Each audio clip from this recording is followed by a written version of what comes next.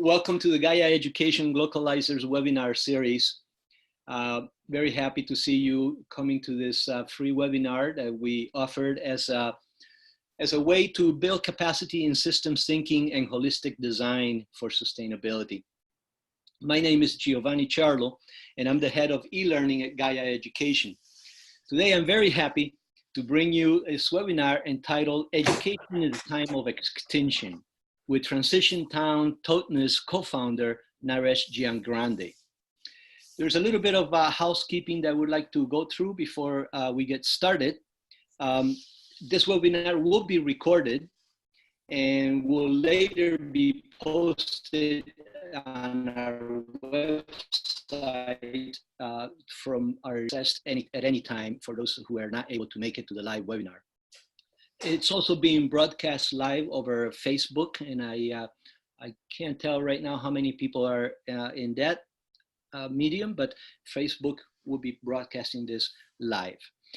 Your microphone and video will be turned off during the webinar, but you are invited to post questions at any time in the question and answer box inside this Zoom application. You should see a question and answer box down at the bottom of your application. And that would be the preferred place to place your questions so we can then go through them at the end of Naresh's presentation. You may also post comments in the chat box, and that can be shared with all the attendees to this webinar.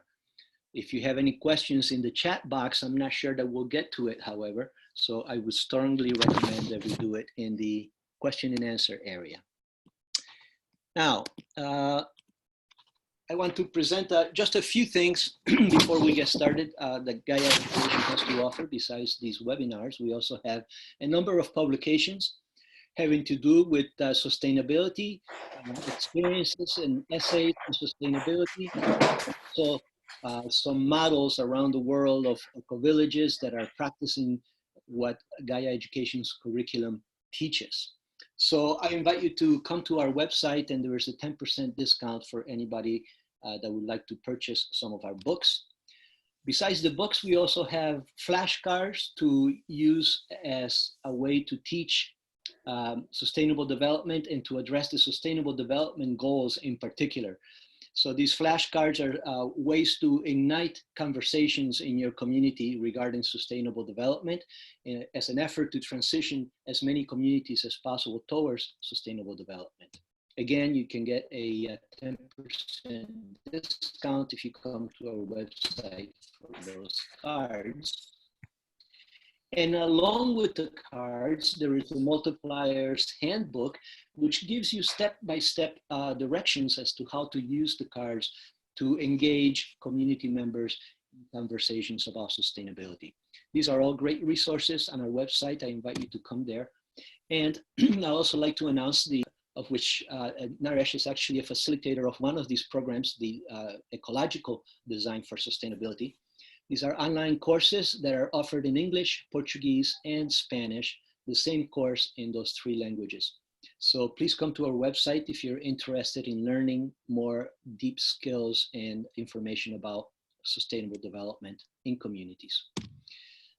As well, right now, the social dimension of sustainability is being run both in English and in Spanish. There is still time to register for the Spanish track if you would like, until the 28th of this month. Besides that, you can follow us on social media. We have thousands of followers throughout the world and great, exciting conversations about sustainable development and sustainable communities. You can also subscribe to our newsletter and stay up to date on all the great are happening. You can become a trainer yourself by following a certain learning journey, which only requires you to take a face-to-face training of trainer, one of the 4 dimensions design for sustainability immersion course by trainers, and start doing trainings yourself around the world. I have a couple of links there where the training of trainers are and where the face-to-face programs are located if you're interested in dates for those programs. Well, it is my great honor today to introduce Naresh Giangrande. Naresh is co-founder of Transition Training and Transition Town Totnes, which is the first transition town in the UK. He has been involved in designing, running, and overseeing many of the events, groups, and trainings that have been at the heart of the enormously successful transition towns movement globally. So this is a great honor to have you, Naresh, with us. And as one of the initiators, he has delivered hundreds of transition trainings to thousands of participants in all over Europe and other parts of the world. He also co-designed and co-facilitated the first deep adaptation deep dive in December of 2018, and is a part of a group exploring what deep adaptation means, both personally and as a society. He is currently working with Gaia Education, developing a framework for education as part of the Sustainable Development Goals. Naresh's topic is education in the time of extinction. Welcome, Naresh. Thank you, Giovanni. Thank you for that introduction, and it's a pleasure to be here this afternoon. So today we are going to be exploring education for sustainability. As Giovanni mentioned, I was heading up a team researching this question of what exactly is education for sustainability, and what does it mean in today's world? We are in a time of rapid change. We're in a time where some of the social, political, and economic ways in which we've done things, the structures and the institutions in our world are rapidly changing. They're under stress as never before. And I believe one of the main reasons, if not the main reason why this is the case, is because of the stress that the ecological conditions that we find ourselves in are creating that stress. Most notably, I'm talking about climate change and the ecological disaster in which we are in the midst of. So this climate crisis and the degradation of the ecology of our world is impacting us as never before. There's all sorts of reasons for why it's happening now, but I kind of take that as a given. Happy to discuss that perhaps briefly, but really I don't want to make that part of the main piece of what we're doing. For me, that is a factor of, or if not the factor of that is determining what we do, how we do it, and why we do it in this world. I have been on the streets of London over the last couple of weeks with Extinction Rebellion as part of the global rebellion against the potential extinction of the human species and potential extinction of most of life on Earth. We are unfortunately living in a time when, like I mentioned, our institutions, and particularly our political institutions, are unable or unwilling to confront the reality of what we're facing as a society and as a people and as a species. And that unwillingness and inability, I think, is something that's going to be driving events, both political, economic, and social, for the rest of our lives, and possibly for, and quite, almost certainly for a lot longer than that. Today, given that background, I am going to be examining what does it mean? What is education? What's the meaning of education, and how can we start educating ourselves? How can we start creating the learning we need in order to face the extraordinary and intractable conditions and the extraordinary and intractable ways in which we are going to have to be, we're going to have to change ourselves and change the way we live in the world in which we live in. So that's why I entitled today the Education in a Time of Extinction. I'm going to start sharing my screen now. And I will, if I can, let me see if I can do that. Yes, share. And let me see if I can manage to do this.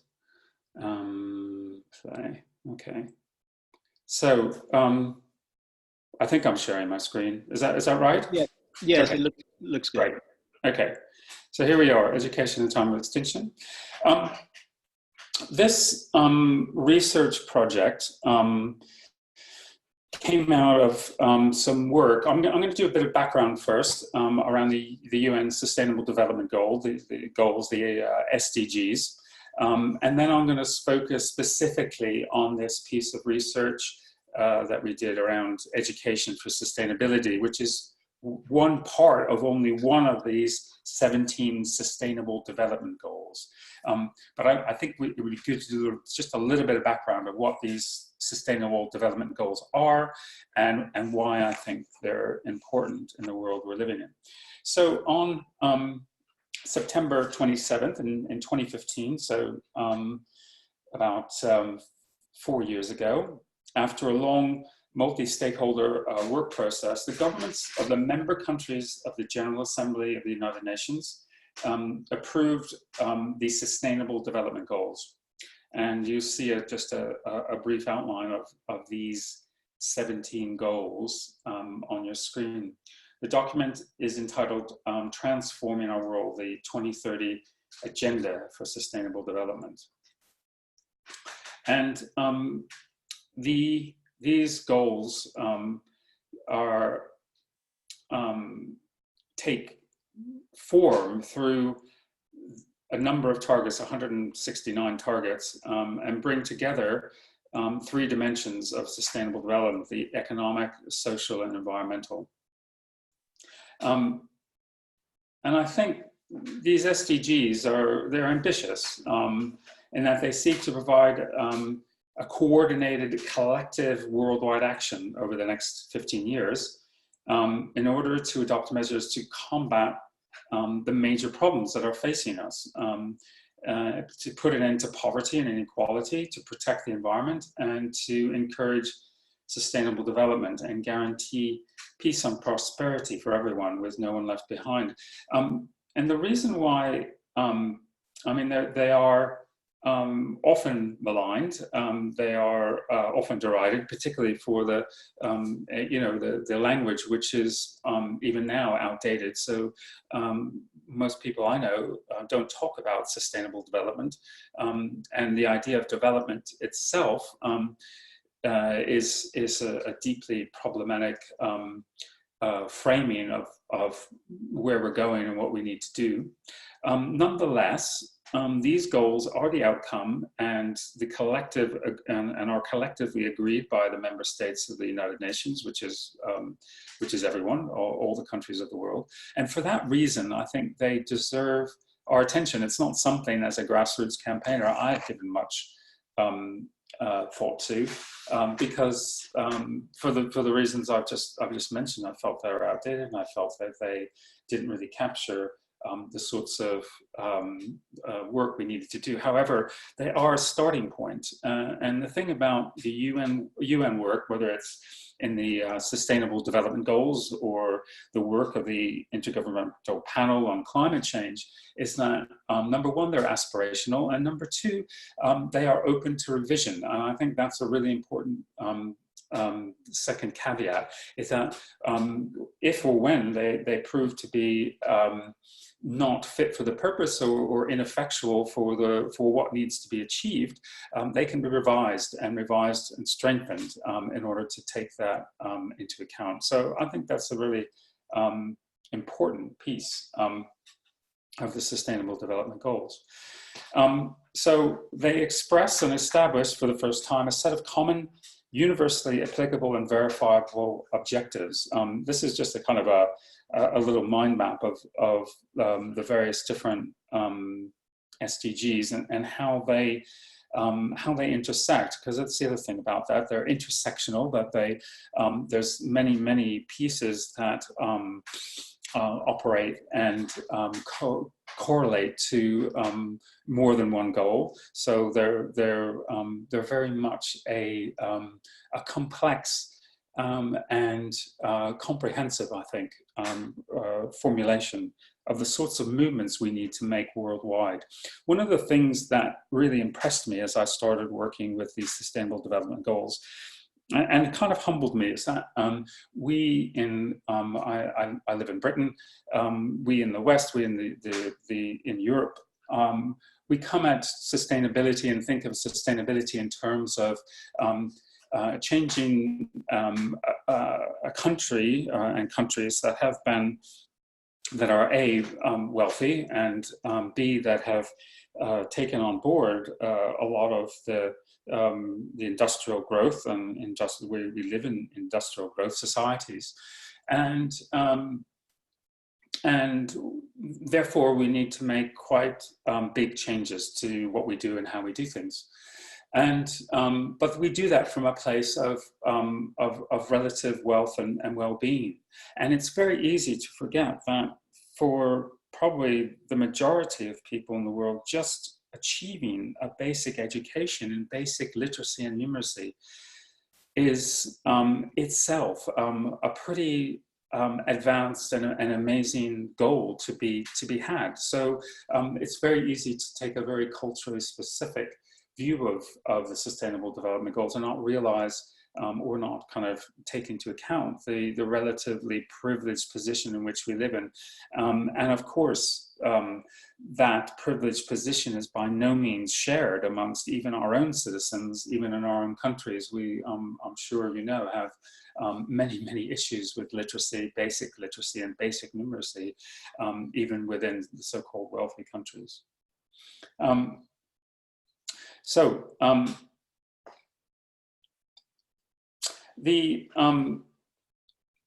These goals were meant to be a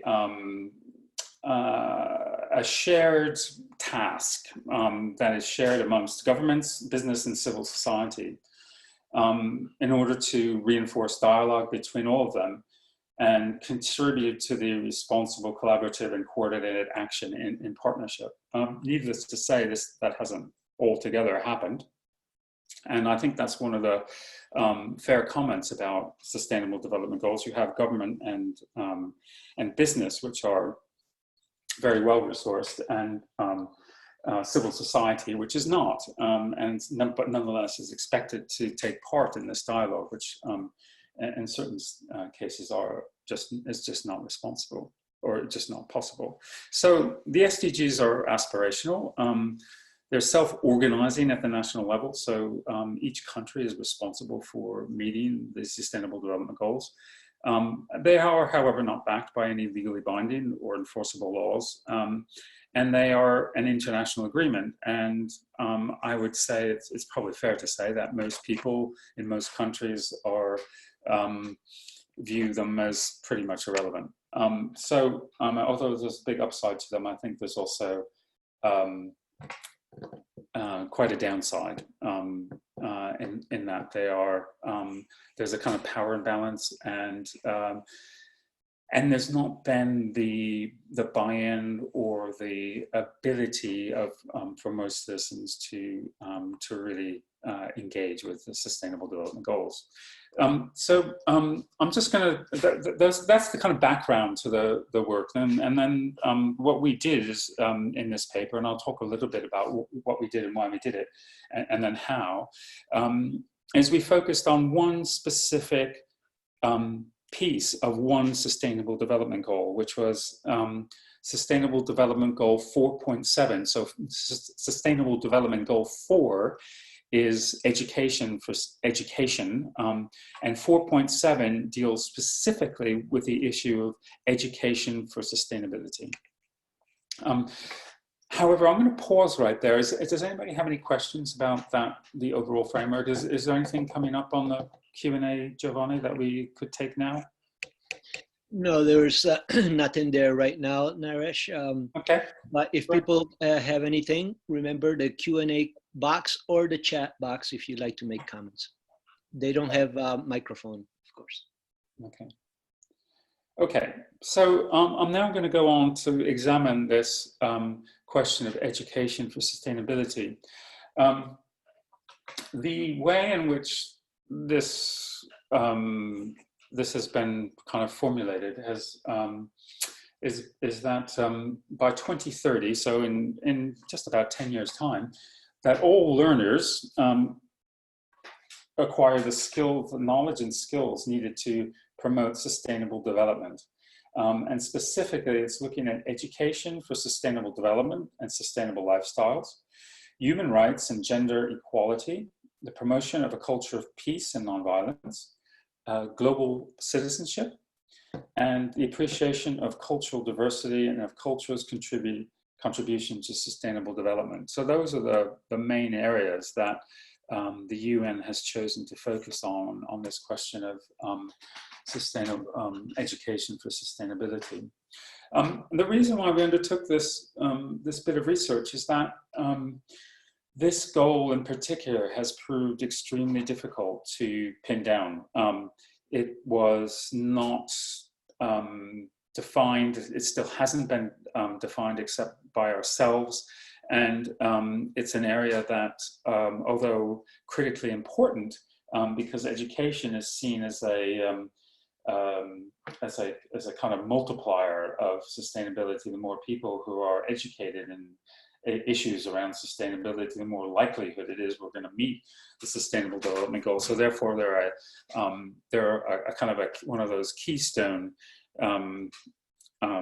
sustainable development goals, but nevertheless one that was that has proved to be elusive. Nobody has been able to quite define it, and the definitions that have been proffered so far are have been seen to be inadequate.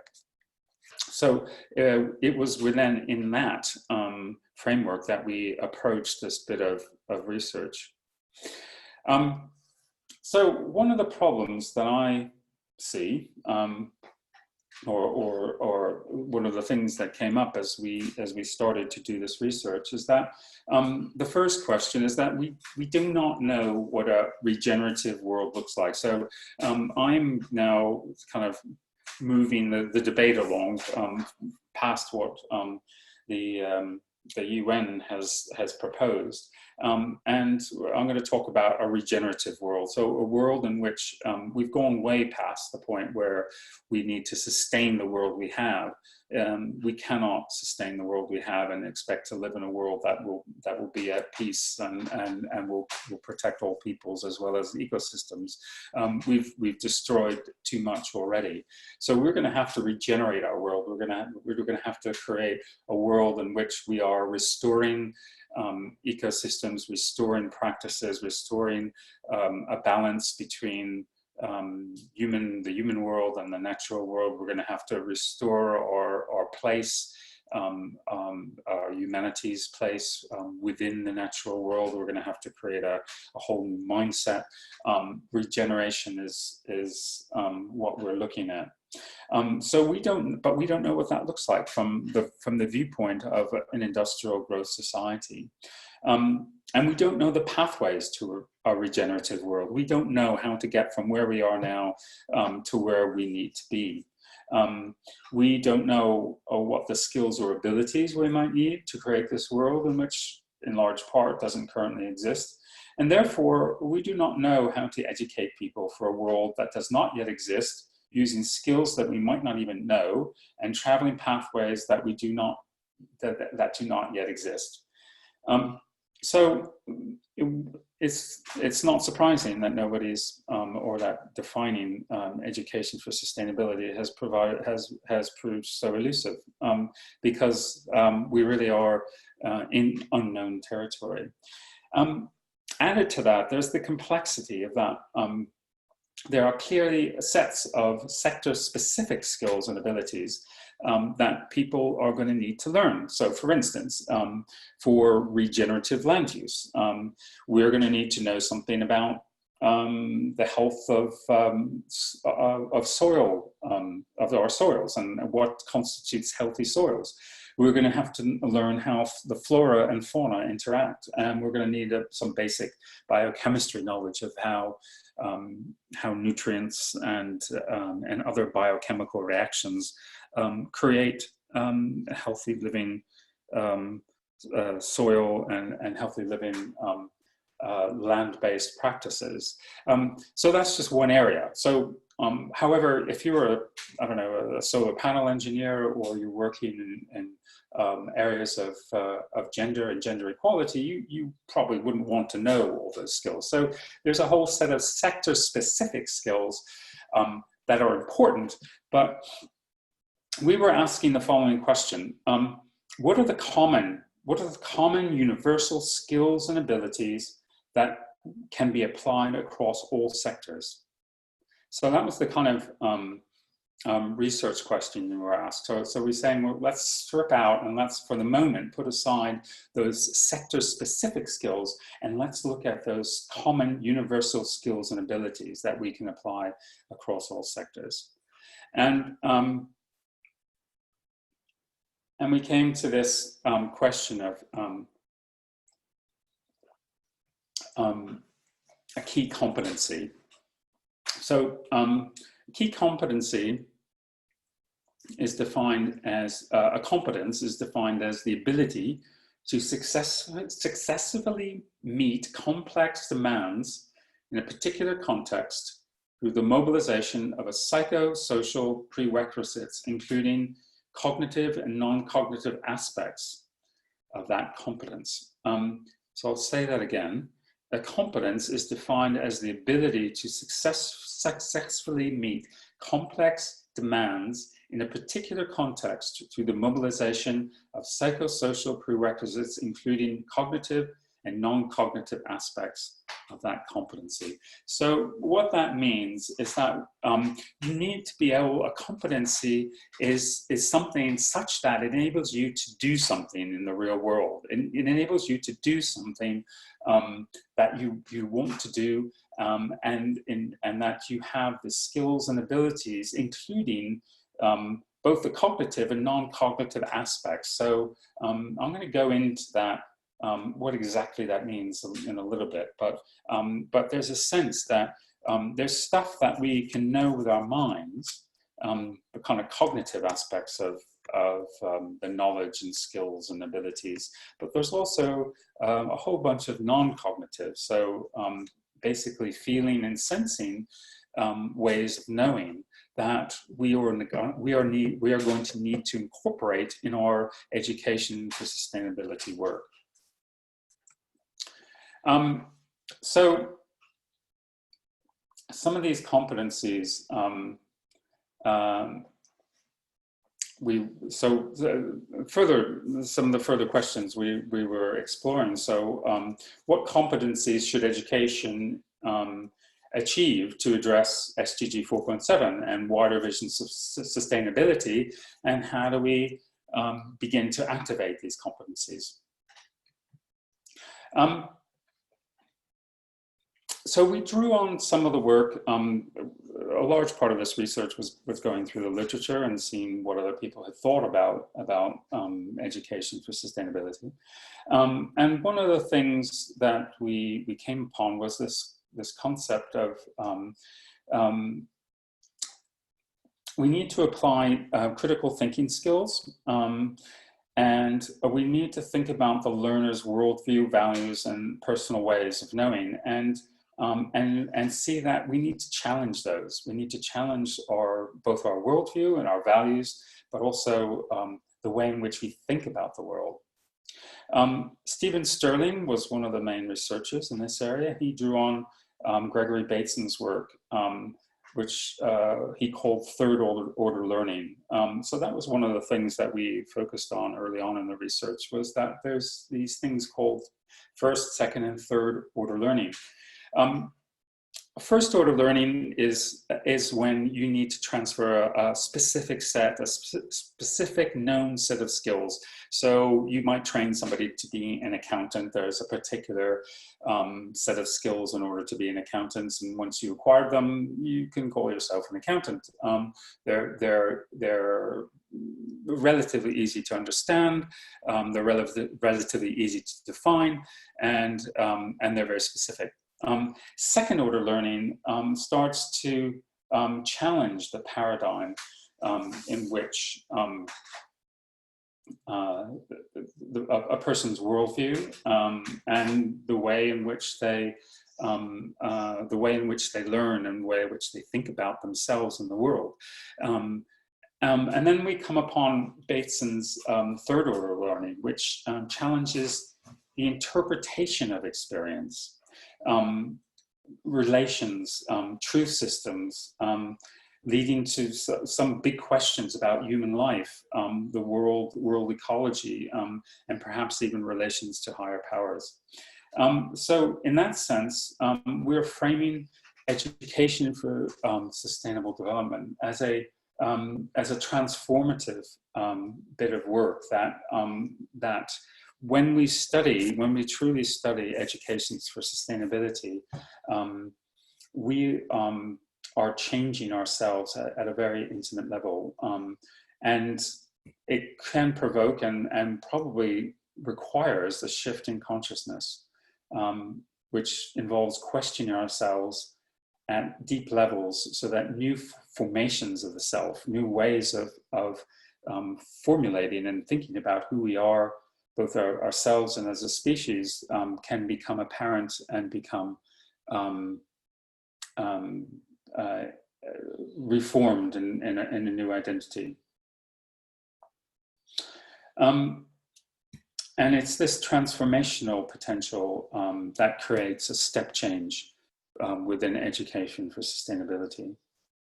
The framework acknowledges the importance of head, hands, and heart, which was proposed by somebody called Geddes. And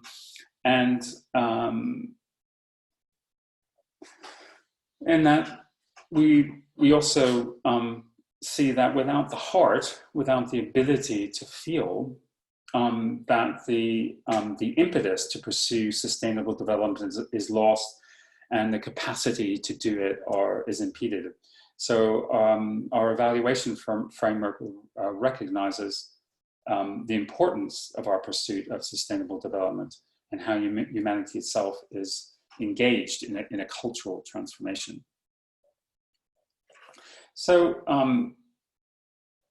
in this slide, I know there's a lot of words there, but I'm going to just briefly go through. This is the kind of framework we came up with, that there were basically 6 fundamental areas of key competencies, and they went somewhat like this.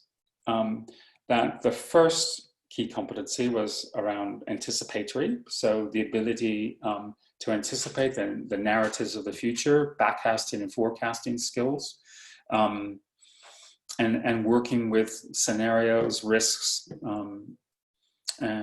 intergenerational equality, unintended consequences. The second was systemic, that the ability to work systemically, so to understand the whole science around systems thinking. The third one was interpersonal skills, so that's the skills that we need to work well together.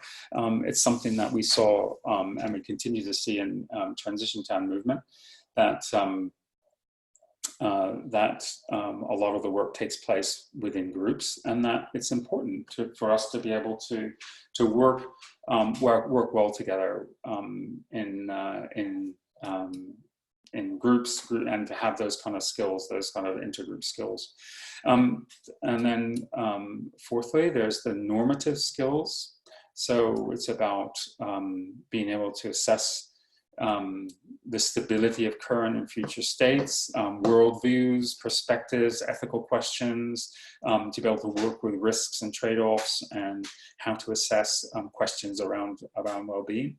Then there are strategic questioning, the planning, decision-making, knowledge of behavioral change, and organizational development skills, and then the use of the action reflection cycle, so the ability to do things and then reflect on them and incorporate learning as a way of deepening and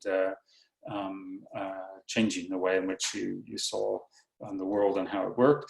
And then the last one was the intrapersonal skills, this idea that presencing is a really important piece of the ability to be present in yourself and to know what you're present with, the ability to hold contradictory thoughts and feelings and not have to resolve them, knowledge about stress and how you dealt with stress and stress management, and we are able to recognize that within yourself and other groups, and also the ability to cultivate awareness, which is the skill to be aware of states beyond your rational mind. We then went on to look at this question of multiple intelligences, and we became really curious about that, because we felt that this proposal that a lot of learning, a lot of knowledge, a lot of understanding takes place within a very cognitive, very mind-based, analytical way of thinking and viewing the world. And we were curious about whether there were other ways in which we know the world. So the way I understand multiple intelligences is that there are very different ways in which we interact with the world, we communicate with our world, we have different ways of interacting and communicating, and these have been summed up, I think, by the multiple intelligences. So we have a very kinesthetic, a sort of body kinesthetic way of understanding the world. There's the linguistic ways of understanding the world, interpersonal ways, and intrapersonal ways, understanding nature and organic processes. So anyway, we were kind of curious about this as a way of understanding and seeing the world and working with the world. We've incorporated this in our work, but we feel that we probably needed more time and another bit of research to really truly understand how these interrelate. We thought that these probably that these multiple intelligence were a way of activating the key competency framework. So once you start to create a curricula, then you want to be able to incorporate these different ways of learning in the way of teaching. Excuse me for a minute.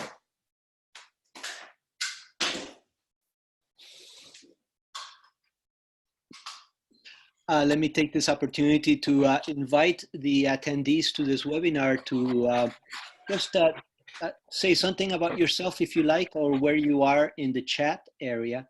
I forgot to mention this earlier, but I see some people already doing that. So please continue with that. Thank you. Okay. I'm going to carry on. I'm nearly at the end of my presentation.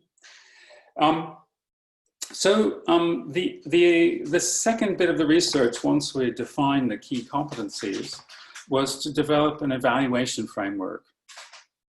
And the way we did this is we did a kind of self-assessment format, which we felt gave people a chance to reflect on themselves and what they knew or didn't know, or what they felt they were able to activate in terms of these key competencies. So just as an example, I've taken one of the evaluation framework for intrapersonal competency. So these are the sorts of questions that we're proposing people ask themselves in order to evaluate for themselves how they were able to incorporate or embody this particular key competency. So, so some of the questions are learners able to be present in themselves? Can people hold contradictory feelings and thoughts? Can learners practice self-awareness? Are learners able to know when they or a group is stressed and take appropriate action? Can learners find strategies to seek inner peace? Can learners make meaning in the work they do? And do learners practice love and compassion? Are learners aware of their mental and emotional health, and do they have the abilities to maintain that health and emotional states? So that's just one example. I don't want to go through all the different categories. It would take quite a long time. But that is just an example of the evaluation framework that we came up with as a way of evaluating this particular key competency. From there, we went on to propose a framework, which is kind of captured in this slide, where we felt that this framework and this proposal of key competencies was not something that we felt we kind of made an initial stab at it. It needs to be evaluated. It needs to be used. Not enough use of it has been made in the world and the world of education. So we were proposing that an action learning cohort test this framework and then continue to refine it. And then from there, the pedagogy, the way in which these key competencies are taught, plus the use of multiple intelligences, plus the use of different and innovative learning environments can start to create new curricula, new trainings, regenerative culture leadership trainings and courses, and inform a lifelong learning process around the skills and competencies we need. And that we create a kind of regenerative cultural knowledge commons, which then creates practices, which then informs and helps create practices of regenerative cultures, and then which in turn then feeds back into the Sustainable Development Goals to refine and strengthen them, which then create these ultimate transformations that we so desperately need in our society about creating new relationships to life, emergent cultural transformation, and start exploring those fundamental questions about what does it mean to be human, and what's the relationship of human beings to the rest of the natural world, and how can we create this cultural shift where we are not seen as somehow above or apart from the rest of the ecosystems in which we inhabit, but are part and parcel and embedded in those. So that, in a nutshell, is where we got to. This is the URL for the research paper if you want to read more, and that's the end of the formal part of my presentation. So now I'd like to stop screen sharing, and I will turn it over to questions. Excellent, Naresh. Thank you so much for that wonderful presentation. I'm really particularly excited to hear about the competencies that were identified for sustainability practitioners. This is something that we often get asked, you know, what do we develop? What are the skills? What are the new abilities that we developed from studying sustainability? And I know for the long time that I've been in this field, it's been a little bit elusive because there is so much under the umbrella of sustainability. But those 5 or 6 competencies that you showed in your presentation, I've seen the research, and they make total sense. I'm really glad that those were there. So anyway, we are now at a stage, we scheduled about an hour for this webinar, and Naresh, you've done a great job at doing your presentation. People can now interact a little bit with questions if you have. And again, if you would post them in the question and answers box, that would be best. Otherwise, I will look in the chat area, but it's a little bit harder to follow. There are already a couple of questions, Naresh. I hope that you can answer these. I'm not sure if they are specific enough. But one question from Sophie says, how to prevent so-called low-income countries or the global south, except for Aussie, to make the same mistake, wasting and longing for capitalism without forcing them in any way? How do we prevent those countries from going in the same direction? Well, Sophie, that's a big and very interesting question. It kind of goes fairly far beyond the scope of this talk. However, it's a question that many people are asking or have asked, and I think there's a sense amongst many people in the global south, of which Aussie is not a part of the global south, even though it's in the southern hemisphere. We're talking about countries. It's very difficult to the language, development, less developed, so on. It's anyway. I see, what I see is that there are a number of countries, particularly around education, but also in terms of creating basic infrastructure, that are seeing the old fossil fuel-based infrastructure is no longer appropriate. It doesn't work.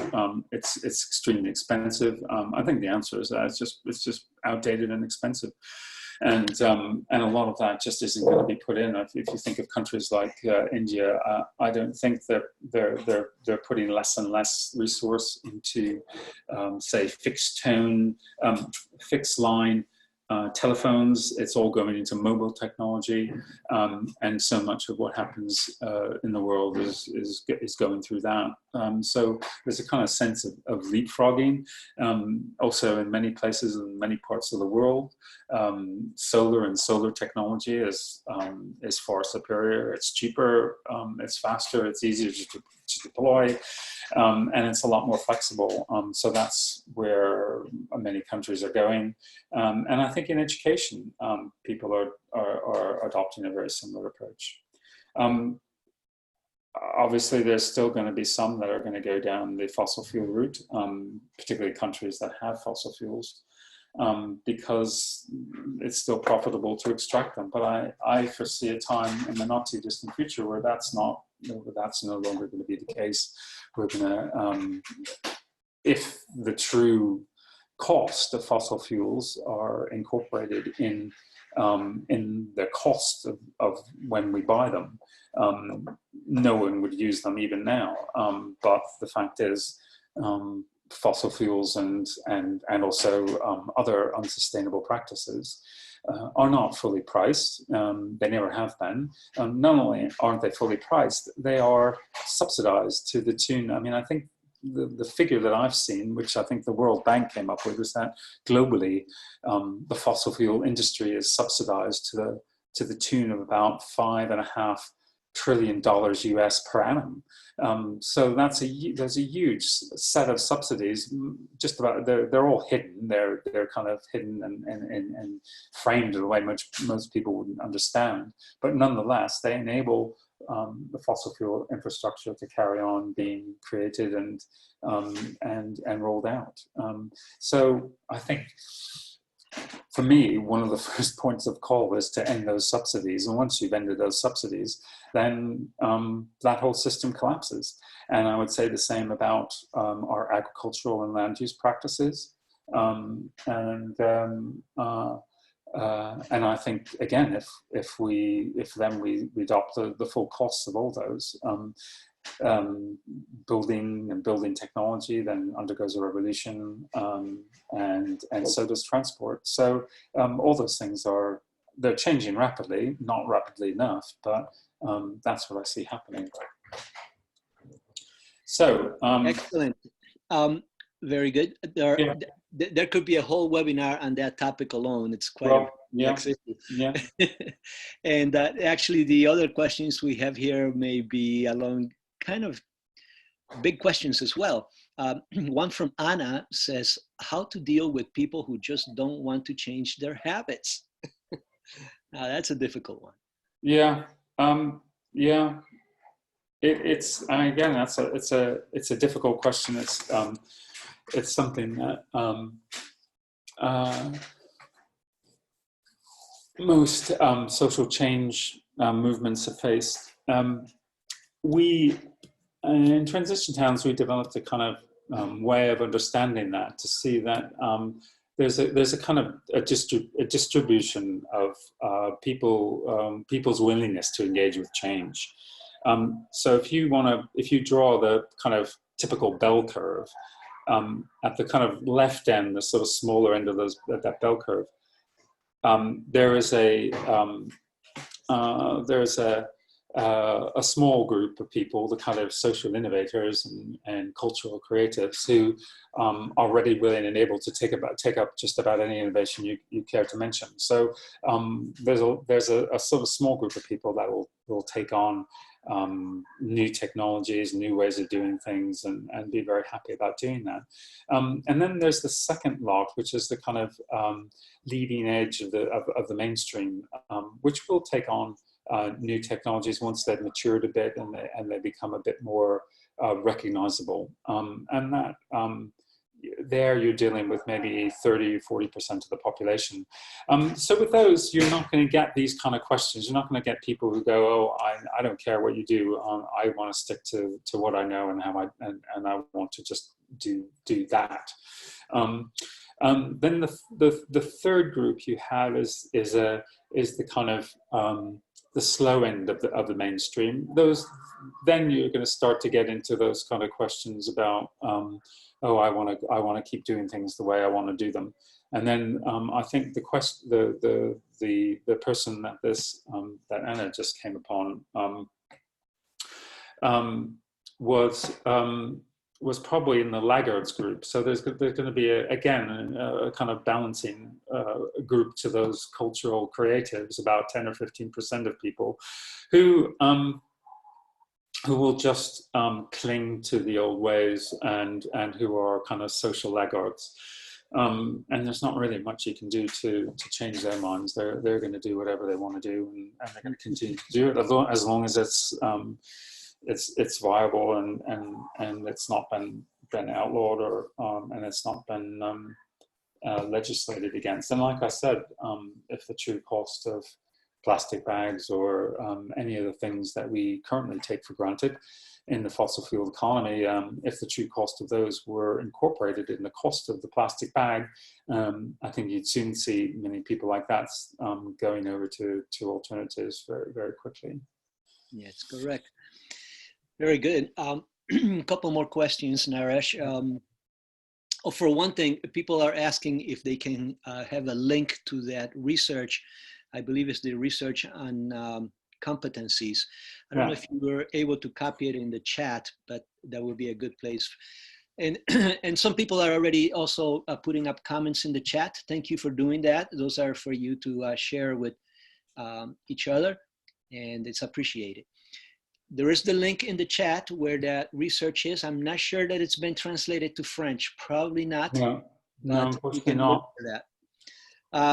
A question from Rui, and I'm not sure I understand the question, but he says, how education for sustainability can be an instrument to trigger social and economic inequality when, for example, not all educators are supporting SDGs? So, sorry, I didn't quite get that. How can education for sustainability be an instrument to trigger social and economic inequality when, for example, not all educators support the SDGs? I'm assuming he means trigger equality rather than inequality. Yeah, I think so.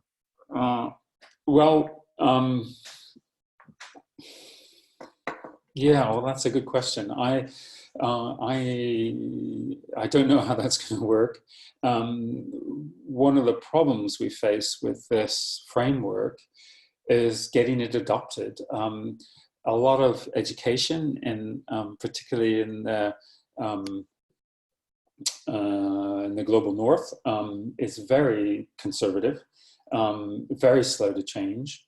very focused around, I would say, first order learning, let alone second or third order learning, and that's going to disadvantage those people who are caught in that paradigm, or who are being educated in that paradigm.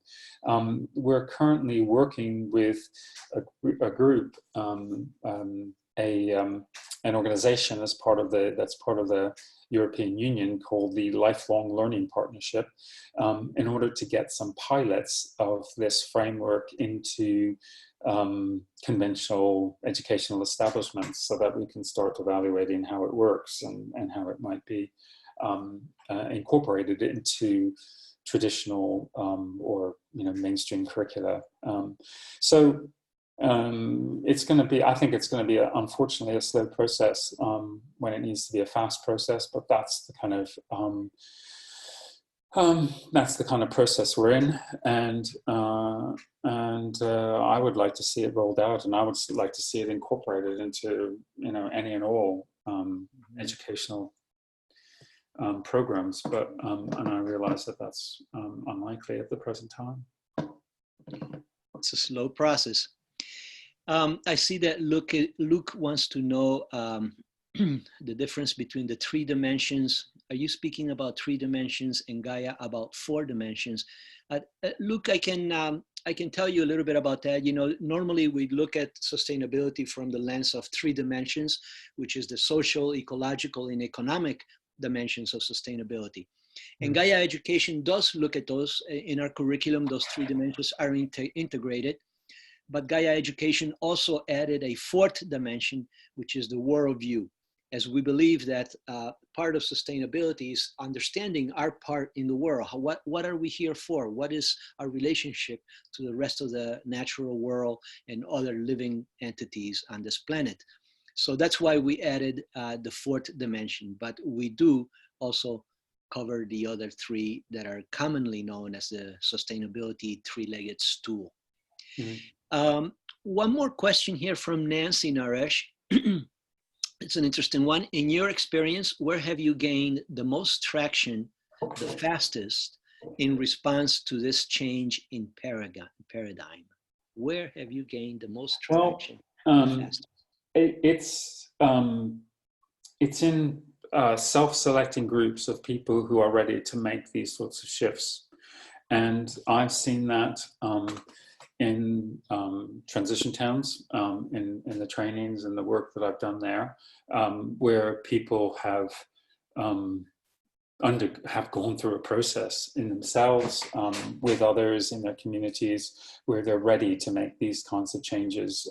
They're not only ready, they're gasping for it, because they can see the problems with the current ways of learning, and the current ways of doing things. And also I experienced it, and I've experienced it many times in Gaia Education, in facilitating the economics dimension of the online learning course. And oh, there goes the 6 o'clock bells. Can you hear that? I don't know if you can hear me now over the bells. Yes. So that is again, a self-selected group of people who are really thirsting for a new way of seeing the world, new ways of understanding, and new ways of acting in the world. And once people are ready for that, then a lot can happen, and it can happen very quickly. Very good. Okay, I can tell the bells are a bit distracting for you. But Naresh, I think we come to about the limit of our time. There is one question, one question that I think you probably can answer it best, and maybe we can end with this one. It says, Peter asks, how will that concretely translate into new educational programs offered by Gaia Education? And if so, when? So, do you want to take that? Well, that's a really good question.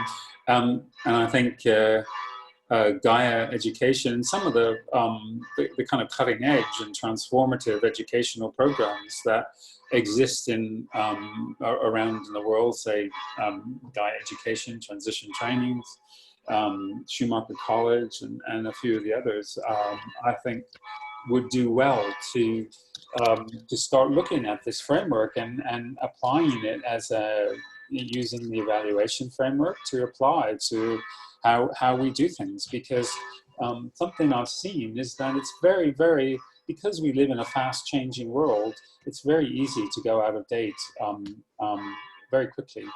And I think that that Gaia education would do well to take some of its own medicine and start thinking about in what ways are they doing, or are we teaching and facilitating some of the key competencies that we talked about in this paper, and in what ways aren't we, and therefore how do the educational programs need to change. I have no doubt that there are gaps, and I think it would be an exciting project to start addressing them. As to when and how that's going to happen, I'm afraid that's beyond my pay grade. So I don't think I can even begin to speculate about when or how that might happen. Yeah, well, I can say for my part, I'm also aware of the research and the competencies that you presented today, and I have them very much present every time I look at the content of the curriculum of Gaia Education. It's not so easy to compartmentalize those competencies in such a broad curriculum. So we haven't done that, certainly. We haven't associated each learning objective with one of the competencies, but they are there, and it's, as you said, something that Gaia Education probably will take on and match them a little bit more, because that's what we want. We want people to know that there is something that they are coming away with, which are skills, competencies, not just information, not just hearing what others are doing, but how does it affect your own work if you're a consultant or if you're practicing sustainable design. Mm-hmm. Well, thank you very much, Naresh. This has been really fabulous. I don't think we'll take any more questions now because our time is short, but we will post the recording on our Gaia Education website, and also the presentation that Naresh used will have a PDF there for those that would like to follow that presentation further. Let me just close off with a couple of things to end. Let me see, I think this is the right one. Oops, no, that was not it.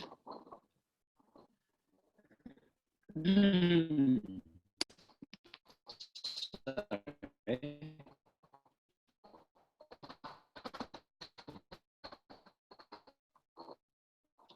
Where am I? But it's not. Hold on just a moment, please, and I will put this back together in such a way that makes sense.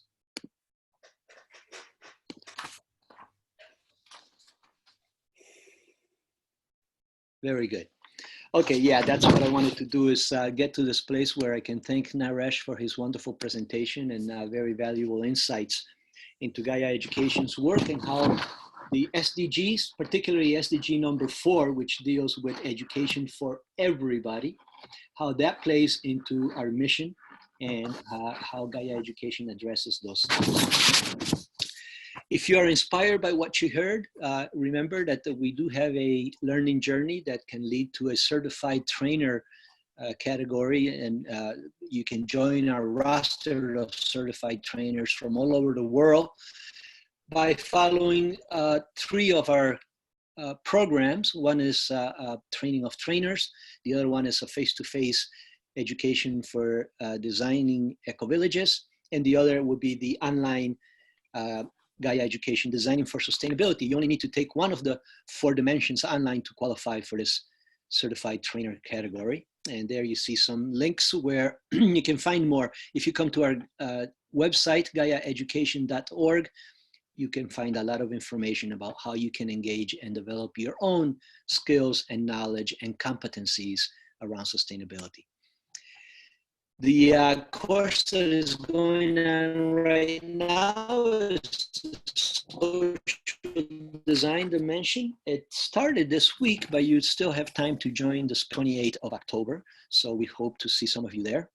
And don't forget about other resources that we have, many publications, books with articles written by some of the experts in the field of eco-villages and sustainable development.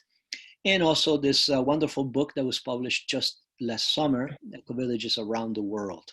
You can get a 10% discount on all these products if you come to our website, including the flashcards for igniting conversations in your community around the SDGs. So these are a set of 52 flashcards with prompts and ideas of how to address each of the 17 SDGs and how to move your community closer to sustainability through that. That comes with a handbook, a multipliers handbook, we call it, which is a step-by-step guide to those conversations around the SDGs. Don't forget to subscribe to our newsletter to be in touch with us and stay up to date on all the developments